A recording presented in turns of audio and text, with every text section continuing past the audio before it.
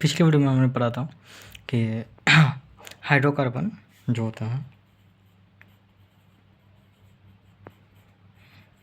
Hydrocarbon ये दो प्रकार का होता है। एक होता है संतृप्त, दूसरा होता है असंतृप्त। जो संतृप्त हाइड्रोकार्बन होता है तो उसमें क्या होता है कि कार्बन और कार्बन के बीच में जो बॉन्ड बनता है, जैसे मान लीजिए ये पहला कार्बन है, ये दूसरा कार्बन है, तो इन दोनों के बीच में जो बॉन्ड बनता है वो सिंगल बॉन्ड होना चाहिए। ठीक है, अगर वो बॉन्ड अगर सिंगल हुआ तो उसको कहेंगे हम लोग संतृप्त हाइड्रोकार्बन। ठीक है, अगर कार्बन और कार्बन के बीच में या तो डबल बॉन्ड या फिर ट्रिपल बॉन्ड बन जाए तो फिर उस हाइड्रोकार्बन को हम लोग कहेंगे असंतृप्त हाइड्रोकार्बन। ठीक है, तो संतृप्त हाइड्रोकार्बन जैसे कि एग्जांपल में लेते हैं, एक होता है एल्केन। ठीक है, एल्केन एक ऐसा ग्रुप है जिसमें कि कार्बन और कार्बन के बीच में जो बॉन्ड बनता है ना, वो हमेशा सिंगल बॉन्ड बनाता है, तो उसको कहेंगे हम लोग एल्केन ग्रुप में। ठीक है, जैसे मान के चलिए कि हम लिखते हैं कार्बन कार्बन कार्बन। ठीक है, ये क्या है, हमारा एल्केन ग्रुप का है।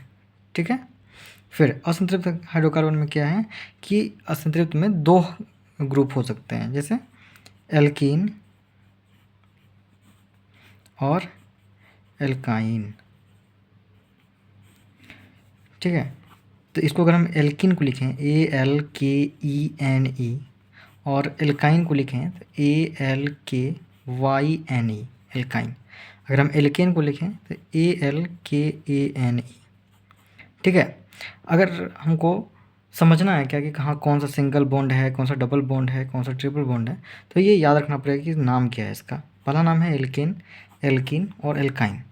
हम यहाँ पे एक बात कॉमन कर सकते हैं यहाँ पे, जैसे मान लीजिए यहाँ पे लिख दिए एल्केन, यहाँ लिख दिए एल्कीन। ठीक है, फिर यहाँ पे लिख दिया मैंने एल्काइन। तो एक बात आपको कॉमन कर सकते हैं, यहाँ पे देखिए, यहाँ पे ANE है, यहाँ पे ENE है, फिर यहाँ पे YNE है ना।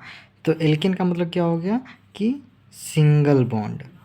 ठीक है, एल्कीन का मतलब हो गया डबल बॉन्ड, और एल्काइन का मतलब क्या हो गया, ट्रिपल बॉन्ड। ठीक है, तो यही हो गया हमारा हाइड्रोकार्बन। हाइड्रोकार्बन कितने प्रकार के होते हैं?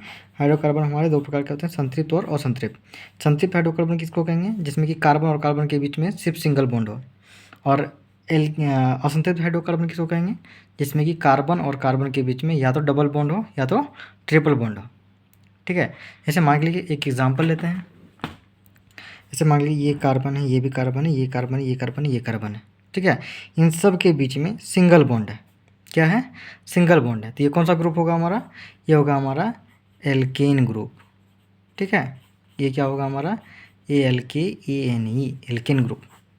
अगर मान के चलते हैं carbon carbon carbon carbon carbon, मान के चलिए कि इन दोनों कार्बन के बीच में डबल बॉन्ड है, फिर यहाँ पे सिंगल है, सिंगल है, तो ये कौन सा ग्रुप होगा? ये हमारा क्या होगा? अगर एक भी डबल आ गया, ठीक है, तो उसको कहेंगे हम लोग एल्कीन ग्रुप।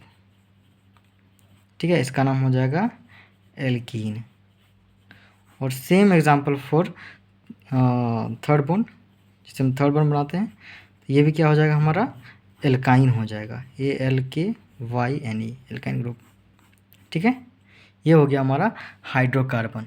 ठीक है, हाइड्रोकार्बन क्या होता है? वो होता है हाइड्रोजन और ऑक्सीजन का कंपाउंड। ठीक है, हाइड्रोजन और ऑक्सीजन से जो यौगिक बनता है उसको कहते हैं हम लोग हाइड्रोकार्बन। ठीक है।